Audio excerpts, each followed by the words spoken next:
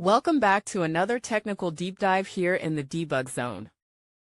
Today we're tackling a big question and breaking it down with insights from other users.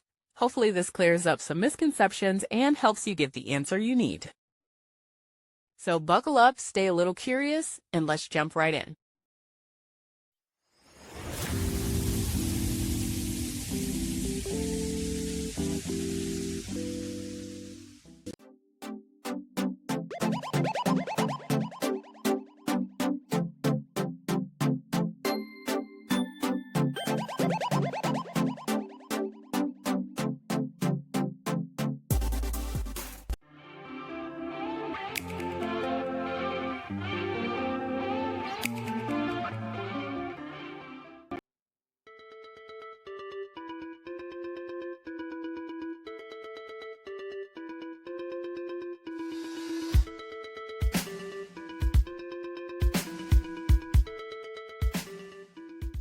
And that's a wrap.